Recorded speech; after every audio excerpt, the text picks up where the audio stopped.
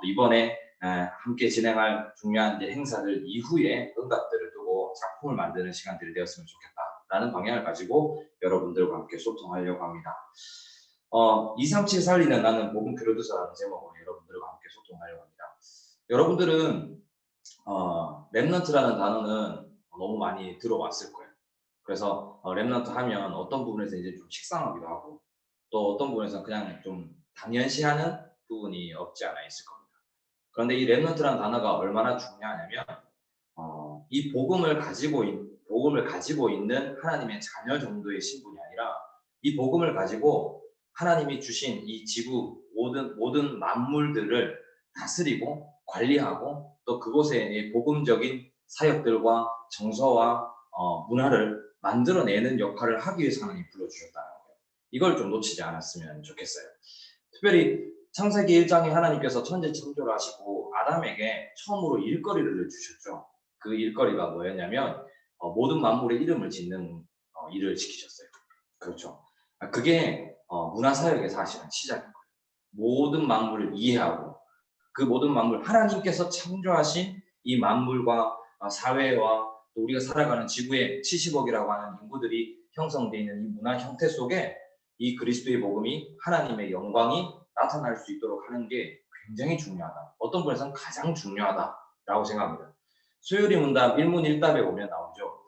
인간의 창조 목적이 뭐라고 합니까? 하나님을 영화롭게 하고 하나님의 영광을 나타내기 위해서 창조됐다라고 하잖아요.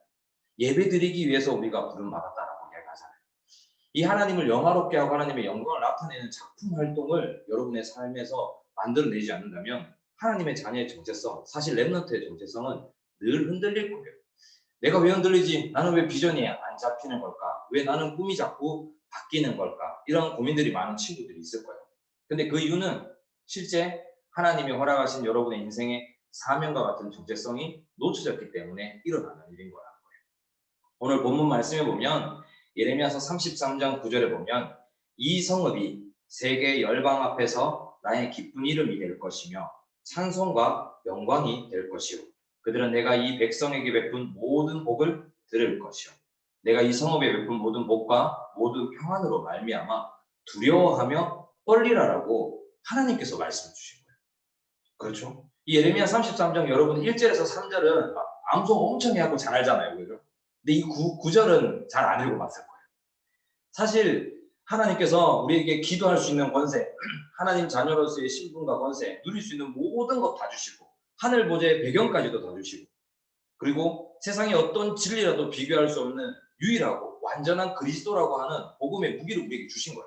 근데 그걸로 끝나는 게 아니고 마태복음 28장 마지막에 이야기하는 것처럼 하늘과 땅의 모든 권세를 가지고 있는 하나님 그 자체이신 그리스도께서 우리와 함께 하시면서 무슨 일을 하냐면 열방 가운데 우리를 부끄럽지 않게 하는 정도가 아니라 그들이 우리가 가지고 우리의 복음을 가지고 현장을 나아갈 때 이루어지는 삶 속에 하나님의 사역들이 불신자들이 볼 때, 세상이 볼 때 두렵고 떨릴 수밖에 없을 만큼 하나님께서 복 주시고 평안하게 하신다는 거예요.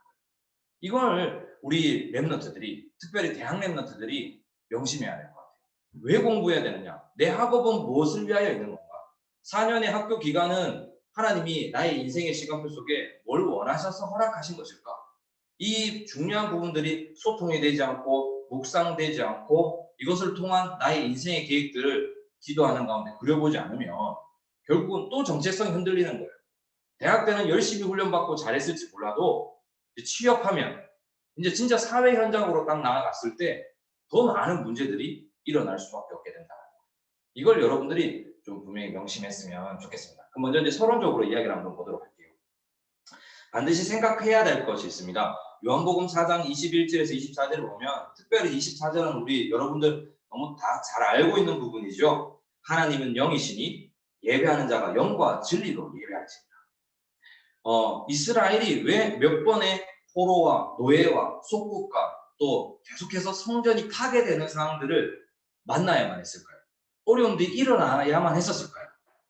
첫째는 간략하게 정리하면 순교를 놓쳤기 때문에. 사실 더 깊이 이야기하면 본질적인 거는 이 그리스도의 복음을 놓쳤기 때문이겠죠. 그런데 이 그리스도의 복음을 놓치게 된 가장 큰 우상화시켰던 게 뭔 것 같습니까? 제가 볼 때는 성전 같아요. 그렇죠? 교회 당이 나쁜 건 아니에요. 우리가 앞으로도 계속 모임을 폐하는 시대가 올 것이기 때문에 우리는 어떻게 하면 원네스하고 이 임마누엘의 축복을 함께 공유하고 소통할 수 있는 함께함의 축복을 만들기 위해서 계속 고민하고 기도하고 그 속에서 하나님께 지혜를 구해야 될 겁니다. 그러나 여러분 대학생들이 살아가야 되는 바로 문화라고 하는 현장, 그렇죠? 공부하는 학업의 현장, 전공의 현장은 굉장한 지금 여러분들이 훈련하고 있는 복음의 내용과 갭이 느껴지지 않습니까? 왜 그럴까요? 이게 여러분의 현장에 적용되어지고 작품으로 만들어지는 그 과정을 생각하고 있지 못하기 때문에 이걸 깊이 묵상했으면 좋겠어요. 여러분이 가진 이 복음은 성전 안에 가두어서 될 것이 아닌 거예요. 이 그리스도의 복음은 어디까지? 땅끝까지 만민에게 모든 족속에게 온 천하에 이 복음이 증거되도록 예수님께서 마지막으로 명령 주셨던 거잖아요. 예수님의 명령을 다시 한 번 더 묵상해 보세요. 우리가 복음을 가지고 있어야 되는 이유, 우리가 렘넌트로 살아가야 되는 정체성, 뭐라고요? 이 복음이 세계 현장에 알려지게 하는, 이 복음을 내가 가지고 있는 업과 내 삶의 성향과 심지어 나의 인생의 시간표 모든 것들을 들어서 하나님의 절대 주권, 섭리와 경륜과 작정 속에서 작품화시키는 활동을 하기 위하여 허락하여 주신 하나님의 필연적인 사역들이라는 거예요. 그걸 요셉은 알았으니까 꿈을 꿀 수 있었던 거예요. 상처에 있었고 감정이 사로잡혀 있었다면 꿈 못 꿨을 거예요. 꿈은 온통 그런 복수의 꿈을 꿨겠죠. 좀 여기 하나 더 찍고 나가서, 그렇죠? 노래하는 거예요. 그렇죠? 너는 나를 이런 거 하는 거예요. 네. 그래서 소통이 안 되고 있는데, 우리 대학 랩런트들은 대부분 이제 산속에 살고, 그렇죠? 오늘 이제 겨우 이제 시내에 내려와가지고 이제 노트북을 한번 열어보고 또 밤에 또 초록불 막 켜놓고 지금 공부하는 랩런트들인 건 알고 있습니다만은 세상의 문화들 속에 이 복음을 증거하는 랩런트로 살아야 됩니다. 그래서 여러분들은 복음 프로듀서라고. 프로듀서의 의미가 뭐예요? 제작하고 기획하고 그것을 작품화시켜서 만들어내는 거예요. 그걸 세상에다가 내미는 거예요. 그게 CVDIP 아닐까요? 언약은 있잖아요. 하나님의 자녀예요. 이 복음이 나한테 너무 감사한 복음이에요. 너무 뜨거운 복음이에요. 나에겐 답이 되는 복음이에요. 근데 정작 나에게 굉장히 소중하게 만나지는 그 친구들과 학교 현장의 이 복음이 CVDIP로 연결되지 않는다면 무슨 소용이 있냐. 그래서 여러분들의 마인드는 내가 복음을 가진 하나의 전도자 정도 생각하지 말고 프로듀서다라고 생각을 했으면 좋겠어요. 내 학교 현장에 이 복음을 기획하고 제작해서 작품화시키는 사람. 내가 바로 그런 PD야. 날 통해 작품이 만들어지는 거야. 이러한 정체성과 마인드, 힘을 얻는 응답의 시간들이 되었으면 좋겠습니다. 그래서 서론의 첫 번째, 대학 랩런트는 생각의 다양성을 회복해야 돼요. 창세기 1장 27절에 28절에 보면 우리를 하나님의 형상으로 창조하셨어요. 그냥 창조하신 것으로 끝내는 것이 아니라 28절에 보면 중요한 5가지 원리가 나옵니다. 생육하고, 그렇죠? 번성하고, 충만하고, 정복하고, 다스린다는 5가지 단어가 나와요. 근데 이 대상이 어디죠? 세상을 향해 이야기가 나와요. 그런데 생육이라는 단어를 깊이 히브리 언어를 보면 소생의 비밀이라는 말이 나와요. 하나님의 말씀으로 우리가 먼저 소생케 될 때, 살아날 때, 그 말씀이 나에게 능력이 될 때, 사실이 그리스도의 복음이 나를 살려낼 때 이것이 어떻게 해요? 번성케 되고 충만케 되는 것은 자연스러운 일이라는 거예요. 그런데 여러분들은 복음을 아는데 이 복음이 내 것인데 이 복음이 왜 내 삶의 특별히 학교라고 하는 현장에 번성케 되지 않을까요? 이 복음이 충만함으로 느껴지고 다가오지 않을까요? 이걸 고민해야 되는 거예요. 여러분에게 잘못했다라고 하는 게 아니라 이것을 고민하는 시간이 이번 레드 페스티벌의 2주 동안의 응답이었으면 좋겠어요. 왜 이 복음이 완전한 복음인데, 모든 것이라고 하는 복음인데, 참된 진리, 어떤 것에서는 비교 불가한 복음인데, 그렇죠? 다른 많은 신들이 있다 할지라도 그 신들과 비교한 데는 전능하신 하나님, 창조주 하나님, 유일한 하나님을 우리는 믿는데 모든 그런 신이라고 착각하고 살아가는 모든 부상물들조차도 창조하신 존재가 우리 하나님인데 그 하나님이 주신 이 예수 그리스도의 복음이 내 삶에는 왜 충만케 나타나거나 번성케 이루어지지 않을까를 생각하는 지혜로운 대학 시간표가 되었으면 좋겠습니다. 그래서 다양한 현장들을 보고 회복해야 돼요. 우리 현장은 결국은 하나님의 이 복음 때문에 정복되어질 겁니다. 아마도 여러분들은 정복을 막 영접시켜야지 이런 식으로 정복하고 있을 거예요. 이 사람 좀 불신자니까 막 결박기도 박살나게 해가지고 귀신아 떠나가라 믿습니다 할렐루야 떠나가셔라 이래가지고 딱 넘어지면 기도 응답 받았다 이러고 있을 거라. 정말 종교적인 거지. 너무나도 신비적인 거지. 이 복음은 그런 복음이 아니잖아요. 내가 복음을 가지고 있기만 하면, 이 복음이 나를 살려내기 시작하면 형통케 되는 비밀은 내가 아니라 현장에서 나타나지는 거잖아요. 요셉이 다니면서 여호와 하나님이 나와 함께 하세요, 나랑 함께 하세요 이랬을까요? 아니었다니까요.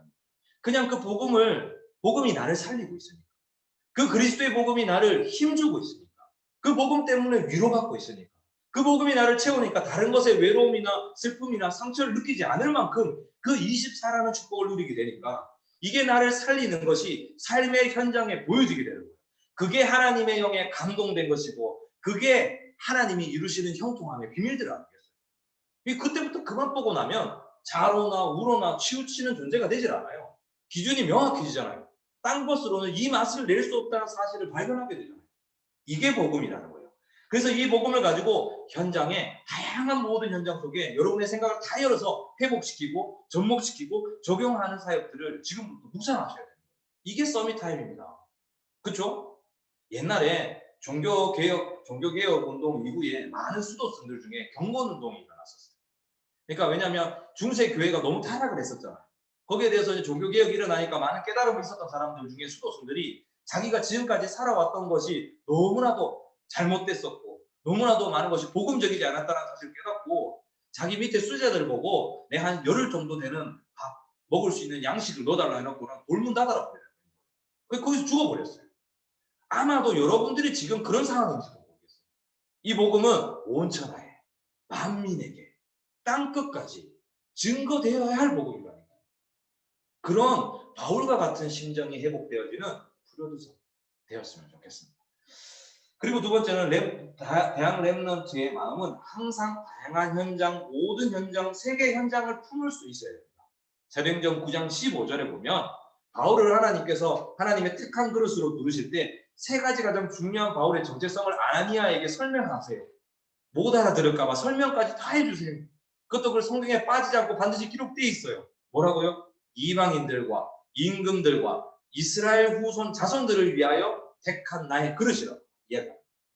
여기도 한계를 두면 안 돼요. 이방인이라고 하는 것은 모든 우리와 다른 모든 문화권을 향하여 하나님은 이 복음을 증거하기 위하여 우리 랩런트들을 부르셨다. 임금들이라는 것이 꼭 우리 왕 앞에 써야지 정도가 아니에요.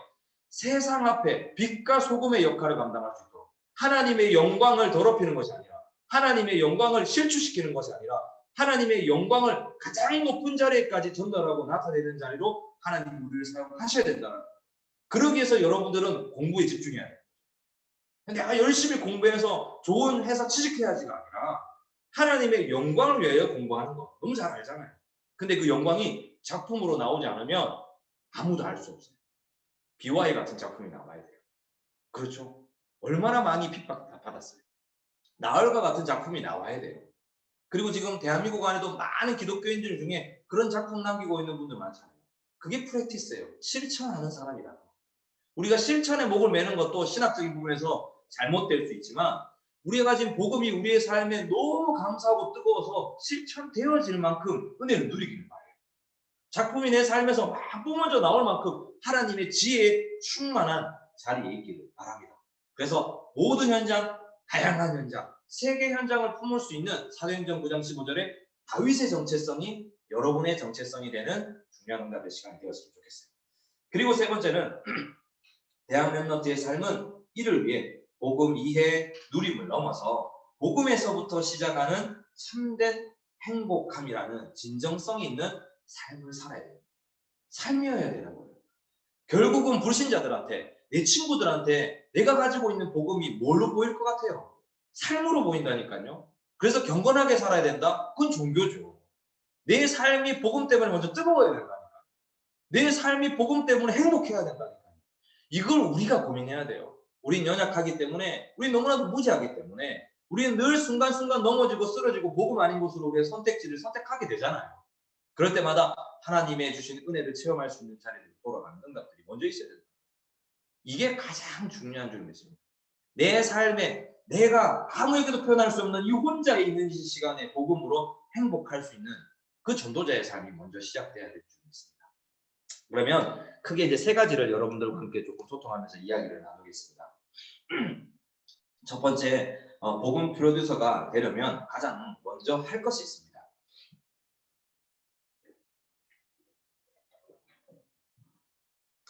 복음이라는 가장 완벽한 재료를 현장에 적용하는 연출, 기획, 제작자이기 때문에 내가 먼저 좀 생각해야 될 게 있어요. 뭐냐면 내가 영향받고 있는 존재인가 영향 주고 있는 존재인가를 생각해요.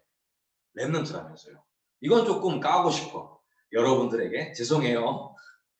영향 받고 있는 것 같아요. 영향 주고 있는 것 같아요. 영향 주고 있지 못하다는 것은 여러분들이 복음을 아직 누리지 못하고 있다는 거예요. 근데 여기서 부담 가지거나 눌리지 마세요. 하나님의 절대적 시간표들은 있을 거니까. 그러면 관점을 전환할 수 있도록 하나님 앞에 기도의 자리로 들어가면 돼요. 결국 영향을 주는 사람은 우리가 많은 행동을 했거나 힘이 있어서가 아니에요. 생각을 바꾸는 것에부터 시작해요.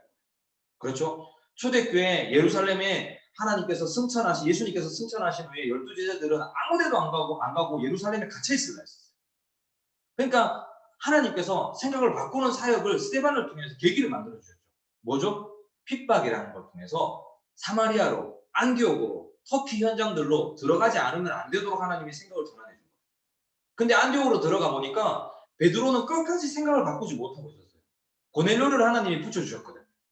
붙여주신 고넬료를 보면서 계속 베드로는 뭐라고 했죠? 이 이방의 더러운 사람을 내가 만날 수 없고 이 사람에게 난 구원을 줄 수 없다라고 이야기합니다.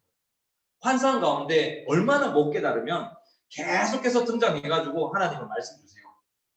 네가 더럽다 하는 이것 내가 깨끗하게 했으니까 먹으라는 거예요. 이게 관점 전환의 시작인 거예요. 영향 주는 자리에 있느냐, 영향을 줄 수 있는 자리에 있느냐 굉장히 중요한 거예요. 여러분이 영향 받는다는 것은 계속 세상의 관점을 가지고 살아가고 있다는 거예요. 세상의 관점이 아니라 하나님이 주시는 관점. 그러니까 세계를 복음하는 그 일.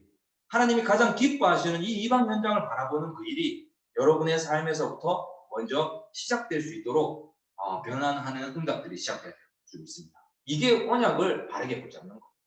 하나님 주신 약속 믿습니다. 베드로가 어떻게 붙잡았냐면 이렇게 붙잡았었죠. 초막 3개를 짓고 예수님 다시 오실 때까지 제가 여기 평생 기도하면서 예배하면서 기다릴 거예요. 이렇게 이야기합니다. 다시 오시는 그날이 언제입니까? 우리가 예루살렘을 반드시 지키겠습니다. 근데 예수님이 원하시는 건 그게 아니었잖아요. 생각을 바꾸는 게 중요한 거예요. 우리의 모든 생각을 이 언약을 주셨다면 그 약속을 붙잡고 그 자리를 고수하고 지켜내는 게 중요한 게 아니라 이 원색적인 복음, 모든 현장에 답이 될 수 있는 이 복음을 가지고 나아가는 것이 이 언약 의식의 시작입니다. 언약을 가지고 나아가는 관점 전환의 시작입니다. 영향 받는 사람이 아니라 영향 주는 사람이 되고 싶습니까? 이 복음을 내 모든 삶에 계속해서 적용하는 시간들을 반드시 가져보세요. 내가 막 소셜에 계속 중독돼 있는 것 같아요. 중독 아니겠지만 내가 온통 하루는 카톡만 하는 것 같아요. 나 너무 게임을 너무 많이 하는 것 같아요. 나는 막 성적에 막 사로잡힌 것 같아요. 막 시험 기간만 되면 막 아무것도 안 되고 막 여러 가지 막 불안 초조들도 오는 것 같아요. 뭔가 부모님 말에 막 흔들리는 것 같아요. 친구들의 영향을 많이 받는 것 같아요. 그 영향 안 받는 방법이 뭘까요? 그들에게 영향을 줄 수 있는 복음을 가지고 나아가는 사람이 돼요.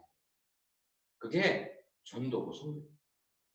그리고 두 번째는 영향받지 않는 상태가 되려면 두 번째 관점을 전환해야 되는 것이 목적의식을 분명히 가져야 돼요. 제가 지금 서론부터 쭉 설명하고 있는 내용이에요. 여러분의 인생은 세계복음화 때문에 태어난 거잖아요. 우리 인생은 세계를 복음하는 일.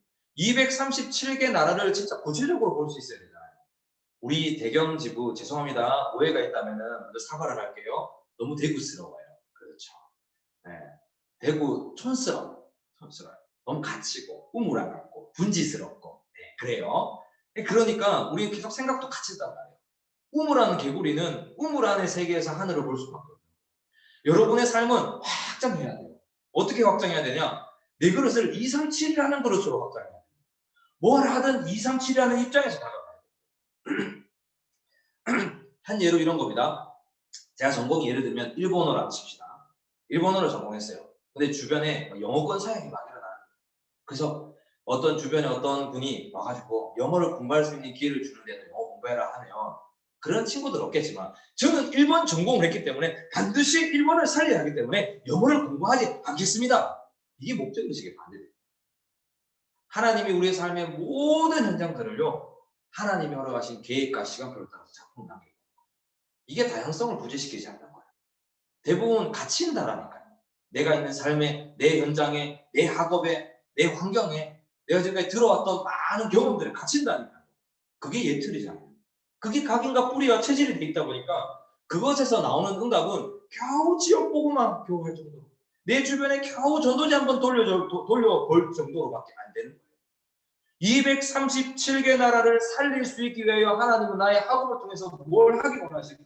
내 이렇게 중독되어 있는 게임을 통해서, 뭔가 내 휴대폰을 통해서, 이 소셜 시스템을 통해서 지금 이렇게 하나님 어쩔 수 없이 코로나 때문에 줌이라고 하는 세계를 하나님은 열어서라도 어떤 걸 원하실까?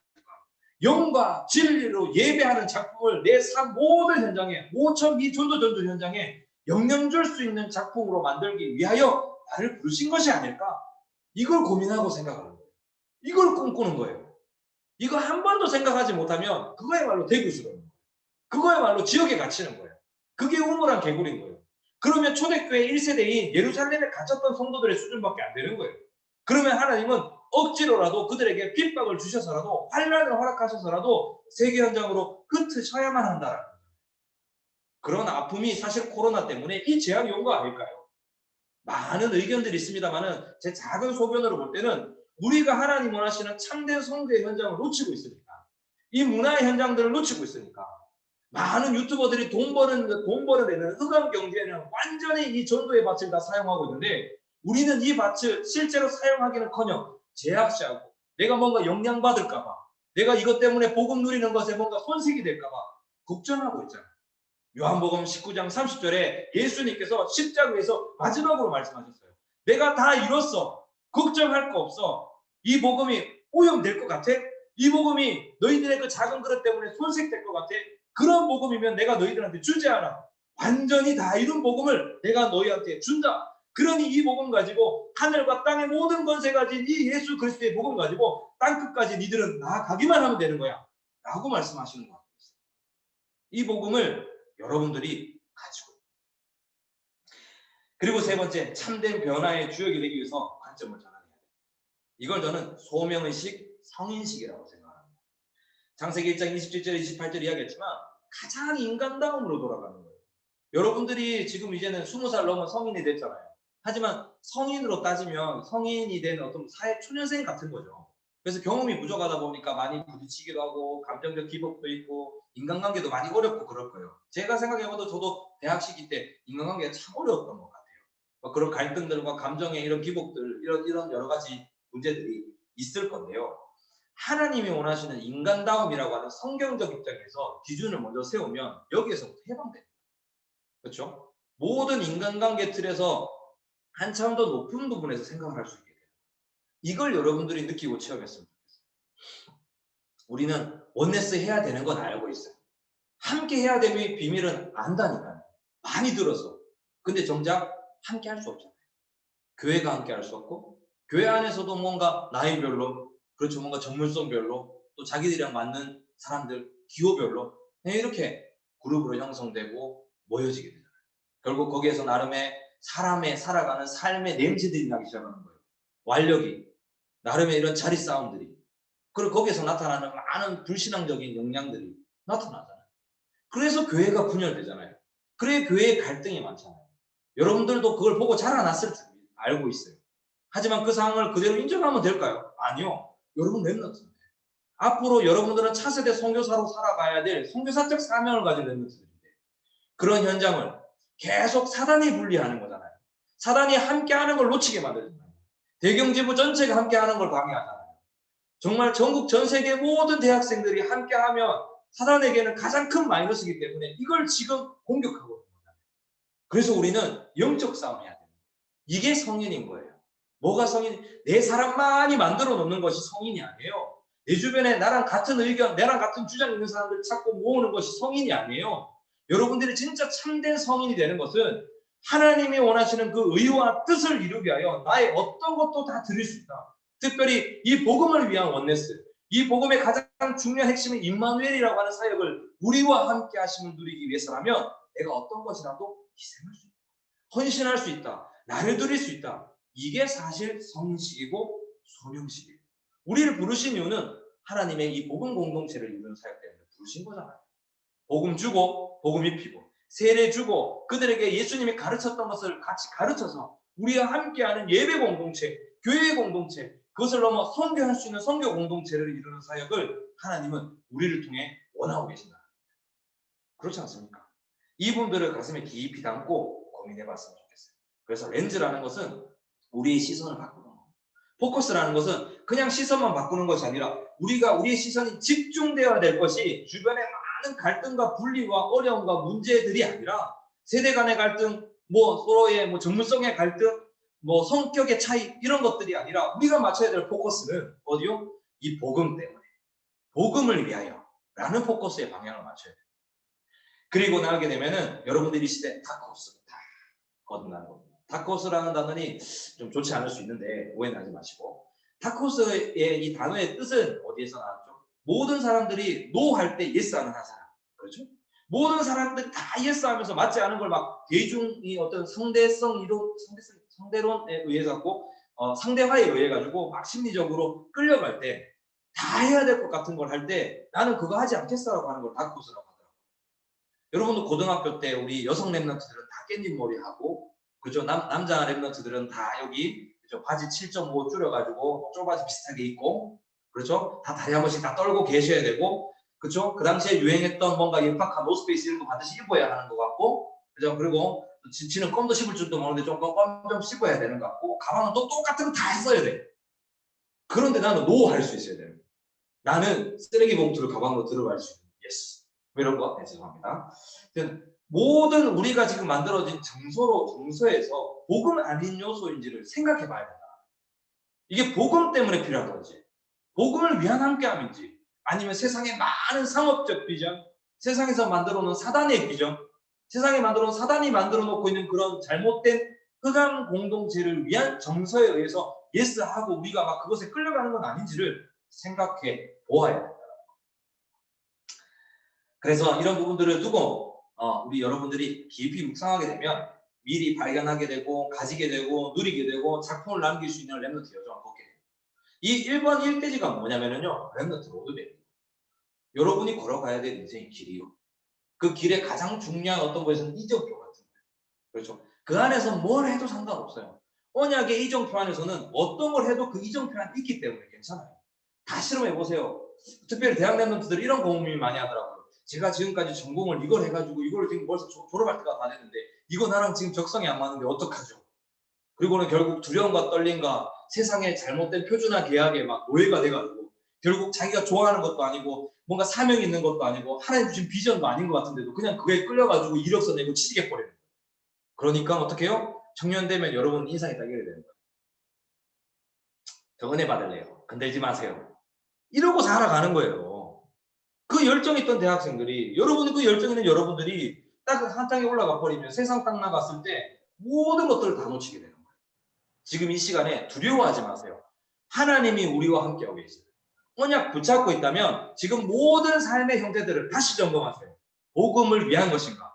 복음에 의한 것인가? 그리고 정말 이것이 나의 인생이 세계복음화의 방향을 맞춰서 걸어오고 있는 것인가?를 점검하고 묵상하는 2주간의 시간이 되었으면 좋겠어요. 그래서 중요한 이미 주셨던 40동안 주셨던 그 시스템의 말씀들을 가지고 이걸 계속 적용하셔가지고 내 삶의 복음의 깊이를 누리고 적용하는 응답들을 만들었으면 좋겠어요. 그래서 레드 페스티벌이 끝난 후에는 사실 페스티벌이 중요한 게 아니라 페스티벌 이후에 여러분의 학교 현장에, 여러분의 업의 현장에 하나님의 정확한 비전이 보여지게 돼야 됩니다. 이게 가장 잘 묵상하고 하나님의 응답을 제대로, 언약을 제대로 붙잡았다는 결과거든요. 비전이라는 단어는 다른 단어로 표현하면 시대 요청이라고 할 수 있어요. 하나님이 저기 미래에서 나의 인생에 앞당겨 주신 것인데 지금 우리가 살아가는 이 시대에 가장 필요한 것을 내 삶에 허락하여 주신 것. 그게 시대 요청이거든요. 그 시대 요청이 여러분의 업과 연결이 돼야 돼요. 여러분의 삶과 연결이 돼야 돼요. 이런 부분들을 깊이 묵상해 봤으면 좋겠습니다. 그리고 두 번째, 복음 프로듀스의 정체성은 4세대 선교사의 정체성을 가졌으면 좋겠어요. 특별히 이번 주 제가 가장 좀 강조하고 싶은 입장은 여러분은 학교의 대학생이 아니에요. 대학이라고 하는 그 현장에 여러분들을 다음 세대 선교사로 인턴십 차원에서 보내신 거예요. 하나님께서. 그곳에서 뭐 하느냐? 인간관계 인턴십 하는 거예요. 그 속에서 어떻게 하면 내가 갖고 있는 나에게 하나님이 시키신 공부라는 걸 통해서 내 삶의 많은 환경들과 여러 가지 형태들을 통해서 복음을 어떻게 적용시킬 수 있을까를 실험해보는 연구소 같은 거라는 거예요. 그런 차세대 선교사적인 마인드를 가지고 여러분의 학교에 그리고 공부에 그리고 모든 수업에 임해야 될 줄 믿습니다. 첫 번째로 복음 프로듀서 렘넌트 정체성을 회복해야 돼요. 여러분은 그 학교를 복음화하기 위한 하나님의 렘넌트로 파송하신 거라는 거예요. 차세대 선교사로 여러분을 보내셨다는 거예요. 그래서 복음 프로듀서인 여러분의 렘넌트 여정은 확인해야 될 게 있어요. 아까 조금 전에 1대지에서 같이 설명했던 렘넌트 로드맵을 계속 확인해 보는 거예요. 정말 내가 세계복음화 속에 이 그리스도를 통하여 이루시는 세계복음화 속에 나의 인생과 중심이 담겨진 법이 맞는가? 아니면 정말 표준화 개혁 때문에 엄마 아빠가 계속 세뇌시켜갖고 이거 공부해야 된대, 이 성적 나와야 된대, 반드시 대학 가야 되는 거야, 대학 가서 성적이 얼마 나와야 되는 거고, 그래서 너는 어디 회사에 취직해야 되고, 그러고 나면 네가 행복할 거야 라고 하는 잘못된 노예 계약에 둘러싸여 있는 것은 아닌지 반드시 확인해야 돼요. 그런 각인이 얼마나 무서운 줄 압니까? 그런 각인이 결국 430년 노예 생활하다가 하나님께서 사람이 만들어낼 수 없는 10가지 기적을 보여주셔서 해방시킨 이스라엘 민족들 입에서 다시 나옵니다. 하나님 다시 돌아가요. 매장지가 없어서 우리 홍해 앞에서 죽이려고 합니까? 그때 벽돌 만들고 지푸라기 만들고 있을 때 그래도 풀 먹고 고기 먹고 행복했습니다라고 이야기했다니까요. 여러분이 가지고 있는 것들을 다시 재점검해봤으면 좋겠어요. 그러라고 훈련 받는 거거든요. 훈련 속에서 이 시간들을 반드시 가져서 언약이 맞는지, 정말 내가 살아가는 속에 하는 모든 일들이 하나님 주신 사명적 사역들이 맞는지, 이방 현장과 임금들과 이스라엘 후손을 향하여 하나님이 주신 사명이 맞는지 점검해 보라는 거예요. 그리고 나면 여러분의 가장 낮은 이 애착 관계가 형성 안 돼 있는 부분들이 발견될 거예요. 사실 이게 여기서부터 시작인 거예요. 무슨 애착이라고 말하냐면 영적 불안정 애착 상태에 있는 여러분들을 발견하게 돼요. 사실 하나님으로 만족이 안 되니까 다른 걸로 만족하려는 거예요. 창세기 3장 사건 이후에 하나님 떠난 모든 인류는 영적 불안정 애착 상태에서 엄청난 공허함에 시달리고 있는 거예요. 그래서 중독되지 않으면 안 되고 뭔가 애착 형성할 수 있는 도구들을 찾다 보니까 술과 중독과 많은 세상의 많은 물질적인 것들을 붙잡게 된다. 여러분들이 거기에 어떤 부분에서 노예가 되어 있는지도 몰라요. 이걸 확인해 보라는 거예요. 그렇게 해야만 제대로 된 파송자적 사명, 제대로 된 차세대 선교사적 사명을 누릴 수 있게 돼요. 요 앞에 4가지 렘넌트 로드맵이 여러분의 삶에 점검되어지고 확인되어지고 요걸 조금씩 누려나가기 시작하면 홈커밍이라는 단어들이 이제 막 다가오기 시작합니다. 아, 하나님께서 나를 전 세계에 흩으시고 또 은혜 받고 또 다시 한 번 더 중요한 응답들을 위하여 세계 렘넌트 대회로 중요한 훈련의 시간표들 속으로 또 우리 또한 대경지부의 중요한 시간표의 현장들 속으로 우리를 또 모으시는구나. 우리를 선택하여 모으시는구나. 우리를 이런 중요한 언약을 다시 한 번 더 확인하게 하시기 위해 모으시는구나. 나의 하나님 주신 그 파송자적 사명, 나의 걸어가신 그 사명의식을 다시 한 번 더 그 열정을 불태우게 하시기 위하여 하나님이 다시 우리를 이 홈커밍이라는 시간표를 이 시스템을 통해서 우리를 대학 현장으로 불러 모으고 계시는구나. 이게 디아스포라예요. 흩어진 자들의 모임. 그렇죠? 이 중요한 것들이 렘넌트들이 가져야 될 굉장히 중요한 정체성. 그리고 나면 세 번째 복음 프로듀서의 대학 현장을 실제적으로 활용할 수 있게 됩니다. 어떻게 활용하게 되냐면 이 보면 제가 교재에 보게 되면은 교회는 나의 도피성과 도단성의 응답으로 만들어내야 될 줄 믿습니다. 우리 대학 렘넌트들 로컬과 파라를 균형 있게 가져가야 된다는 이야기는 귀에 딱지 앉을 만큼 많이 들었어요. 근데 귀등으로 듣고 있을 거예요. 그렇죠. 교회가 여러분에게 도피성이 돼야 돼요. 그렇죠. 그냥 막 훈련받으러 가는 게 막 도피성이 되시는 어르신들 많거든요. 그래갖고 막 화요 집회 갈 때 막 그쪽 대구에서 올라갈 때 그 도평하고 빡세잖아요. 막 갈 때 막 쉐리 막 오늘 은혜 이빨 빠시게 받아갖고 내려올게야 이거 막 올라가거든요. 그런 도피성은 사실 잘못된 도피성이에요. 여러분의 이미 일주일의 삶을 살아가고 말씀을 공유받고 있는 강단이 선포되는 여러분의 그 교회를 위하여 기도하세요. 그것이 여러분에게 도피성이 되어야 돼요. 여러분이 아무리 죄를 짓더라도 아무리 실패하더라도 아무리 낙심하더라도 여러분이 돌아갈 수 있는 곳, 숨을 수 있는 곳, 하나님을 더 바라보고 또 재충전할 수 있는 곳이 교회가 되어야 돼요. 이게 되지 않은 것을 안을 가지고 기도하는 렘넌트가 되게 돼요. 그리고는 이곳이 이제는 도단성과 같은 축복이 되어야 될 줄 믿습니다. 도안성은 뭐죠? 영적인 싸움을 할 수 있는 곳이에요. 교회가 여러분의 든든한 배경이 돼가지고 하나를 넘어서 정말 임한 모든 대학들을 살릴 수 있는 응답에 엄청난 지지대, 플랫폼, 발판 역할을 하면 얼마나 좋겠습니까? 그렇죠? 세계복음화를 섬기기 위해 나아가는 렘넌트 여러분의 여정에 모든 정성도들이 여러분의 한 명을 두고 기도할 수 있다면 얼마나 큰 힘이 되겠습니까? 이 역할을 감당할 수 있도록 그런 교회적 사명이 회복될 수 있도록 여러분들이 기도해야 됩니다. 그리고는 다락방을 회복하셔야 됩니다. 여러분 지금 현장에서 코로나 때문에 사람을 못 만나니까 특히나 뭐 지교회 모임, 미션의 모임 이런 것들 굉장히 어렵잖아요. 그러면 이런 시간표에 더 좋은 건 다락방인 거 같아요. 그렇죠. 나랑 가장 관계가 잘 형성된 함께 기도할 수 있는 동역자들과 먼저 모이세요. 한 명, 두 명이면 돼요. 두세 사람이 밀폐된 공간 안 된다 그러면 그냥 공원 한 곳에 모여서 함께 기도하는 시간도 좋을 것 같아요. 이게 결국은 여러분에게 제가 적어놨는데요.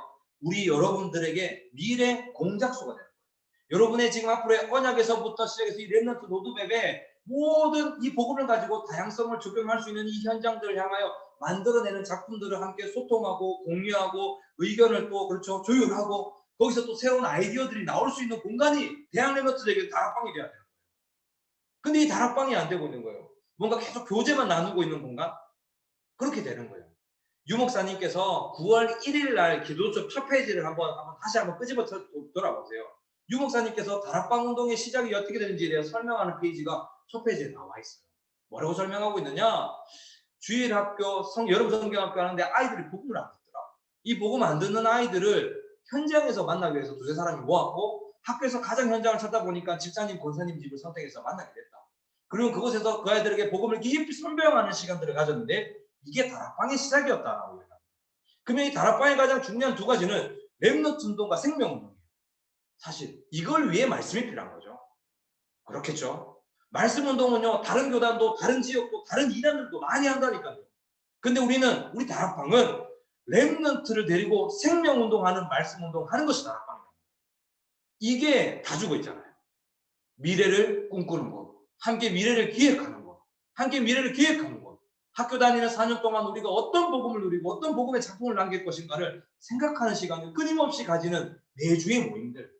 그게 같이 깨달아지고 발견되지 않을 때 함께 서로 중보로 기도하며 서로의 그 많은 고민들을 함께 소통하며 그거 가지고 난 뒷담화까지 말고 그걸 함께 같이 기도하면서 기획하고 고민하는 곳이 되어야지 않겠습니까? 그리고 집은요. 그때부터 집이 미션 하우스가 돼요. 우리의 가문에, 가정에 또 여러분들이 살고 있는 바로 그 미션홈에서 하나님은 이런 중요한 다락방의 운동들이 연결되어서 24라고 하는 시간들 속에서도 이걸 묵상하고 고민하고 계획할 수 있는 장들을 만들어 가셔요. 이게 엄청난 힘이 됩니다. 이 영향력이 엄청나요. 요걸 만드는 응답들이 시작되는 레드 페스티벌이 되었으면 좋겠습니다. 그리고 특별히 이 기간들 동안 레드 페스티벌까지 이루어지는 중요한 시간들까지 혼자만의 시간들을 반드시 가졌으면 좋겠어요. 많은 사람이 있을 때 기도 잘 되는 사람이 혼자 있을 때 기도가 잘 된다고 보장할 수 없어요. 근데 혼자 있을 때 기도되는 사람은 많은 사람이 있을 때도 기도할 수 있어요. 여러분의 그 혼자 있는 외로운 시간들을 일부러 가져야 된다니까요. 개인주의화 시대니까 혼자 있으면 안 돼. 잘못된 생각이에요. 이런 개인주의화 시대일수록 혼자 묵상하는 시간들을 통해서 혼자 외로워하는 사람들의 생각과 그곳의 복음을 어떻게 녹일 수 있을까를 생각해야죠. 영적 저장소로 만드는 거예요. 찬양을 통하여, 기도를 통하여, 묵상하는 시간들을 통하여, 말씀을 암송하는 시간들을 통하여, 혹은 많은 신앙 서적들도 괜찮은 것 같아요. 중요한 추천도 해드릴 테니까 그런 정말 우리 영적인 갱신을 할 수 있는 서적 많은 내용들을 통해서 여러분만의 이 마음이라고 하는 정서라고 하는 영적 저장소에다가 계속해서 하나님의 것을 채워놓는 혼자만의 시간이 반드시 있어야 됩니다. 그래야 여러분이 시대의 요청을 붙잡은 메시지화 되기 시작해요. 왜 나는 사역자처럼 말을 잘 못할까요? 왜 나는 현장 가면 벌벌 떨까요? 여러분에게 여러분 인생에 여러분 라이프 스타일에 허락하신 시대 요청이 담겨져 있는 메시지가 없기 때문에 그게 명확하잖아요. 그 확신이 있잖아요. 떨리지 않아요. 아주 정확하게 전달할 수 있어요. 힘있게 전달할 수 있어요. 이게 어디서요? 혼자만의 시간에서 나오는 겁니다. 그리고는 모든 현장을 강남산의 축복, 하나님 나라의 축복으로 바꿔야 될 줄 믿습니다. 오직 유일성 재창조의 스튜디오를 만드는 겁니다. 여러분 누구라고요? PD니까. 복음 프로듀서니까. 여러분들이 복음을 가지고 현장을 기획하고 제작해야 되니까. 여러분의 학교를 딱 보면서 영적으로 계속 묵상하는 가운데 이 현장을 어떻게 살릴 것인가 기획하고 그곳에 작품을 남기고 이걸 위해 필요한 것이 무엇인가를 고민하고 또 그것에 헌신하고 그것에 도전하는 그러한 스튜디오와 오직에서 재창조까지 음악들을 만들어내는 사역들이 반드시 이번 시간표들을 통하여 이루어지기를 축원합니다. 세 번째 보면 그래서 대한 복음화의 주역인 여러분 차세대 선교사들은 마인드를 회복해야 됩니다. 나는 반드시 파송되어져 나아갈 것이다 라는 마인드를 회복했으면 좋겠어요. 나는 지금 대구에 갇혀 있는 사람 아니다. 저도 지금 여기 반야월에 있는데요. 이 반야월 굉장히 시골스러워요. 대구 안에서도 더 시골스러워요. 이 금호강 줄기를 따라 아주 그냥 시골스러워요. 그냥 아주 운전하시는 분들도 아주 혼상 붙고 힘들어요. 그런데 여기에 우리가 만족하고 갇히면 세계복음화는 거리가 멀어집니다. 여러분의 삶의 현장에 환경이 크게 다가올지는 모르겠지만 이 언약이 있기 때문에 이 복음을 가지고 여러분의 현장을 앞으로 내가 또 다른 현장으로 237한 현장으로 나아가야 될 그림들을 계속 매일 밤마다 꿈을 꾸었으면 좋겠어요. 저는 한 8년 동안 일본에서 선교사로 활동을 했습니다. 그 기간 동안 저는 어떻게 제 마음에 막 세뇌시켰냐면요. 하나님이 주셨다 생각했어요. 나는 일본에 뼈를 묻을 것이다. 오직 일본 복음화 한 나라도 못 살리는데 내가 어떻게 다른 나라를 바라볼 수 있겠느냐. 그러면서 다른 나라 선교사님들 보면 그냥 무시하고 그냥 오직 일본을 위하여 일본의 작품이 될 수 있는 일을 위하여 그렇게 살았어요. 근데 하나님이 갑자기 저를 싹 빼내시더라고요. 그리고 공부를 하게 하시고 많은 갱신의 포인트들을 모르겠어요. 그냥 제가 착각인지 모르겠지만 저에게는 그 시간이 아니었을까라는 생각을 해봐요. 그 굉장히 외롭고 힘들면서 많은 묵상하는 그 시간을 통해서 하나님은 저에게 일본뿐만 아니라 너는 세계복음할 다음 세대를 했는지 그때 제가 4세대 선교사라는 말씀이 가슴에 딱 붙잡혔거든요. 여러분은 대구에 갇히지 마세요. 한국에 갇히지 마세요. 전 세계로 나아가세요. 저는 벌써 나이가 먹었는데요. 저는 언어가 잘 되지 않는데요. 나아가 보세요. 이 선교라고 하는 것은 이질감에서부터 해방될 때부터 시작돼요. 내가 할 수 있다라고 생각하는 그런 상황을 말하는 게 아니라 어디서든지 하나님은 나의 인생을 나의 연약하지만 나를 들어서 사용하실 수 있다는 믿음으로 나아가는 거예요. 그러면 가능한 겁니다. 그게 여러분의 인생인 줄 믿습니다. 그래서 목적의식이라고 하는 세계복음화라고 하는 목적의식을 놓치지 않았습니다. 우리 인생은 5천 미 전도 정적의 방향이 맞춰져 있어요. 내가 공부하는 이유, 돈 벌어야 되는 이유, 건강해야 되는 이유, 내가 결국 학교를 졸업해야 되는 이유도 결국은 전 세계 현장으로 영향 줄 수 있는 차세대 선교사로 살아가기 위해서다. 이런 좀 확실한 마인드를 가졌으면 좋겠고 이 마인드 갖고는 해결이 안 돼요. 이런 많은 선교단체들이 있거든요. 두 번째가 더 중요해요. 오직 복음의 순수성이 먼저 여러분의 것이래요. 변질되는 순간 끝이에요.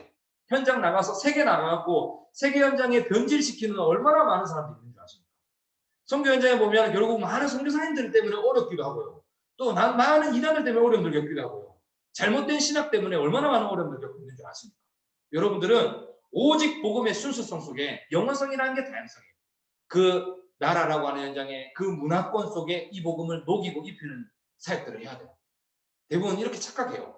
우리가 막 훈련되어서 나가잖아요. 일단 따라와봐. 이거 맞는 거야. 이거 하는 거야. 그런 순간 선교는 문 닫히는 거예요. 그 선교 현장에 그 현지인들의 입장에 서서 눈높이에 서서 오직 복음을 말할 수 있어야 돼요. 그래서 여러분 4년 동안에 공부하는 기간 중에 학교에서 이걸 적용해 보라는 거예요. 작품을 만드는 활동하라는 거예요. 그런 연구소적인 사명을 가지고 접근하라는 거예요. 어떻게 만들 수 있을까? 어떻게 입혀볼 수 있을까를 생각하는 겁니다. 그러면 딱 세 번째 것이 여러분의 가슴에 깊이 담겨지죠. 결국은 전 세계는 이 그리스도가 필요합니다. 내가 먼저 이 그리스도로 충분하고 완전하다는 사실들을 느끼고 작품으로 만드는 과정들을 시작하면 되는 겁니다. 그때부터 우리의 삶의 목적이 성교로 딱 바뀌게 돼요. 나는 지금 이 한 지역에 갇혀 있지만 학교에 갇혀 있지만 내 삶이라는 영역에 갇혀 있지만 하나님은 나를 성교 현장으로 어느 순간 반드시 부를 거예요. 그게 에스더가 가지고 있었던 모르도기를 통해서 받았던 팀사역이었어요. 너는 반드시 선교할 수 있는 하나님의 영광을 나타내는 일이 올 거라는 거예요. 그래서 너가 유다인임을 밝히지 말라라고 이야기한 거예요. 그 결정적인 순간이 왔고 에스더는 한 번의 흔들림도 없이 고백했어요. 내가 죽으면 죽을 거니까 날 위해 기도해달라고 이야기할 수 있는 작품을 남기게 되는 거예요. 그게 성경에 있었던 모든 선교적 과학을 이뤘던 렘넌트들의 모습이었잖아요. 그게 차세대의 선교사요. 창조 원리인 이 중요한 복음을 가지고 살아가는 렘넌트의 여정들입니다. 특별히 7번, 8번에 보면 전도자의 삶 21가지와 그리고 차세대 선교사의 사명인 성경적 전도 전략 20가지에 대한 부분들을 여러분들이 좀 깊이 묵상하면서 지금까지 그냥 문자적으로 들었던 21가지, 62가지 성경적 전도 전략 20가지로 생각하지 말고 지금 우리가 차세대 선교사로서 해외 현장에, 삶의 현장에, 대학 현장에 적용시킬 수 있는 62가지. 이걸 진짜 나의 작품으로 만들 수 있는 다락방에서부터 지교회적인 응답들 생각해 봐야 돼요. 모델들이 많고 많은 중직자님들께서 믿음의 모델로 서 계시지만 여러분 시대는 노바디 현장이라고 하셨잖아요. 아무도 가보지 않은 현장이기 때문에 완전히 새로운 응답의 작품들과 시스템들이 나와야지 않겠습니까? 지금 코로나 이후에 얼마나 시대가 많이 바뀌겠어요. 상황이 많이 바뀌겠어요. 문화와 정서도 다 바뀔 겁니다. 그곳에 여러분 나름의 기도하고 묵상하는 가운데 미래를 예측하고 복음 안에서 적용하는 작품들을 준비해야 되는 것입니다. 결론입니다. 그래서 여러분들은 이 모든 여정을 결단하기만 하면 이미 비전 트립을 걷고 있는 거예요. 이런 홈커밍을 다시 한 번 더 준비하는 거예요. 레드 페스티벌 이후에 중요한 또 대경 지부의 응답들이 여러분의 작품을 확인하는 시간이 될 수 있도록 또 기도하면서 준비하는 거예요. 우리는 큰 그림 그려야 돼요. 세계복음화의 큰 그림. 그렇죠? 제대로 된 빅피처를 그려야 되는 거예요. 그냥 레드 페스티벌 준비해야지 정도만 하면 안 돼요. 한 3명 전도해야지 이런 걸로 끝나면 안 돼요.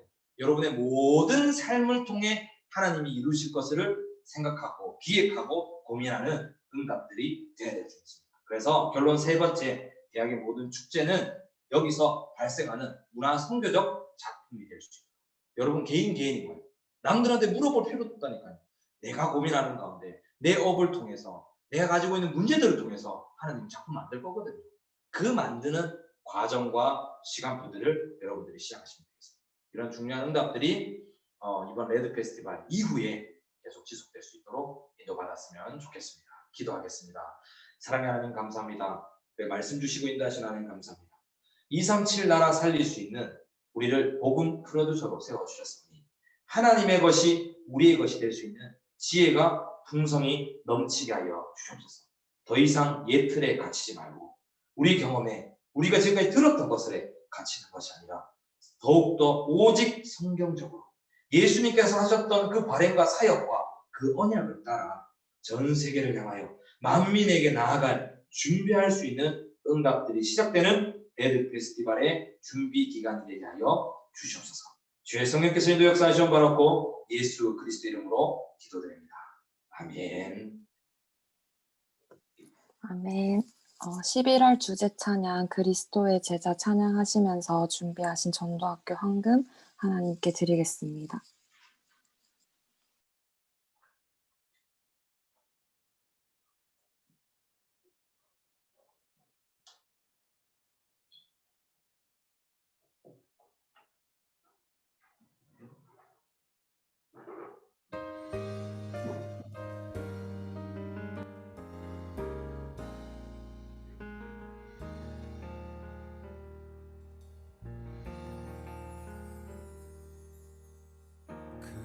그리스도를 만나고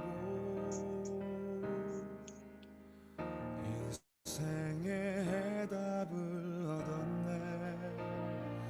내가 누구며 무엇을 위하여 어떻게 살아야 하는지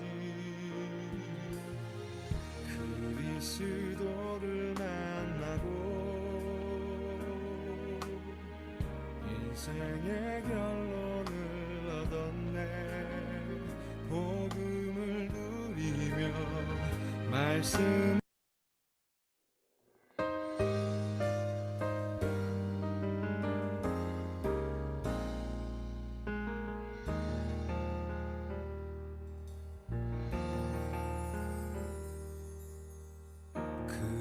그리스도를 만나고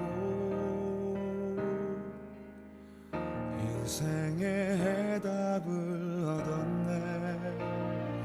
내가 누구며 무엇을 위하여 어떻게 살아야 하는지 그리스도를 만나고 인생의 결론을 얻었네. 복음을 누리며 말씀을 따라가며 하나님 나라 위하여 단 하루를 살아도 그리스도의 제자로 한 번뿐인 인생 기쁨으로 제자의 길을 걸으니 단 하루를 살아도 그리스도의 제자로 나의 남은 인생 영원한 그리스도의 제자를 세우리라.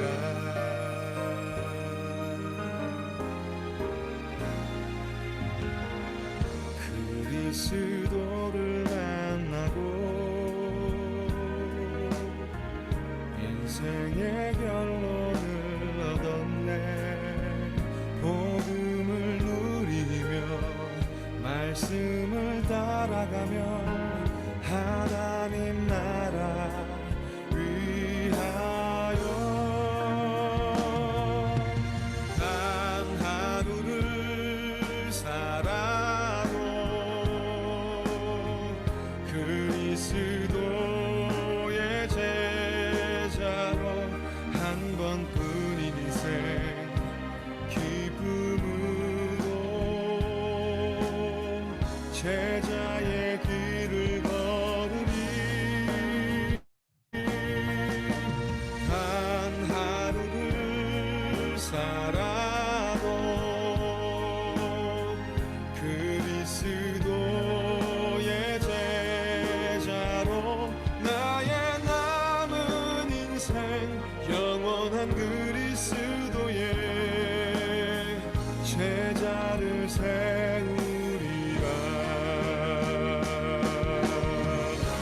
흔들리지 않으며 교만하지 않으며 낙심하지 않으며 무너지지 않는 자 단 하루를 살아도 그리스도의 제자로 한 번뿐인 인생 기쁨으로 제자의 길을 걸으니 단 하루를 살아도 그리스도의 제자로 나의 남은 인생 영원한 그리스도의 제자를 세우리라.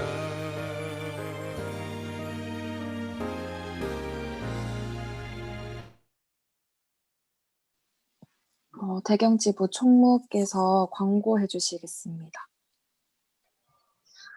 전도학교에 오신 임원들, 저희 랩런트들 진심으로 환영합니다. 월드 페스티벌 UCC 공모전이 진행되고 있습니다. 복음 콘텐츠를 마음껏 나누는 시간 되길 바라며 많은 참여 부탁드립니다. 자세한 사항은 배경지부 단톡방에 기재되어 있습니다. 다음 전도 대상자를 놓고 기도 속에서 레드 페스티벌을 통해 그 요원들에게 참된 위치에 비치는 시간 되기를 바랍니다. 레드 페스티벌을 놓고 학교와 지역별로 기도의 분위기 이어가시길 바랍니다. 지역별로 레드 페스티벌을 함께 인도받을 장소가 나오고 있습니다. 경산 지역은 마가다락방교회 대학 후실, 하양 지역은 대구대 앞 나이덴데이랑 대구대 평생교육원 카페로 결정을 진행 중이고 차후 다시 공고해 준다고 합니다. 서부 지역은 시민공유공간, 법안 서번스로 결정 진행 중이고 차후 다시 광고 드리고 경북 지역은 거수가 없습니다. 그리고 동부 지역은 천빛길 미션홈에서 진행될 예정입니다. 네, 끝나고 지역별로 포럼이 있으니 나가지 말아주세요. 이상으로 광고 마치겠습니다. 마지막으로 김성준 목사님께서 헌금기도 및 축도해 주신 후 예배 마치겠습니다. 창조주의 하나님, 오늘 저희들을 거룩한 예배 자리로 모으시고 전도학교를 진행하게 하신 하나님 감사합니다. 이 시간 주신 은혜에 감사하며 우리의 중심에 예물 드렸습니다. 예물 드린 손길 위에 복의 복을 더하시고 숨은 경제, 빛의 경제, 교회 회복을 위한 경제, 선교와 렘넌트 살리기 위한 경제, 대학 살릴 경제가 회복되는 한 주간의 삶과 업과 만남이 되게 하여 주시옵소서. 또한 헌금할 수 없는 상황에 있는 우리 렘넌트들에게도 모든 경제의 축복들이 회복되는 한 주간의 삶이 되게 하여 주시옵소서. 지금은 우리 구주 예수 그리스도의 은혜와 하나님 아버지의 무한하신 사랑과 날마다 우리를 그리스도를 통해 세계복음화를 위한 자리로 인도하시는 성령님의 역사가 하나님의 영원한 언약의 말씀을 붙잡고 렘넌트 로드맵을 그리기를, 제대로 된 CVDIP를 가지고 세계 현장 가운데 선교적 과업을 이루기를 소망하고 믿음 가지고 결단하는, 사랑하는 우리 대경 지부 모든 대학 렘넌트들과 그들의 가정과 가문과 앞으로의 업과 미래 위에, 특별히 인터넷으로 예배드리는 모든 현장과 세계복음화, 지역복음화, 대학복음화가 이루어져 나갈 우리의 삶의 모든 선교 현장 위에 지금으로부터 영원토록 함께 있을지어다. 아멘.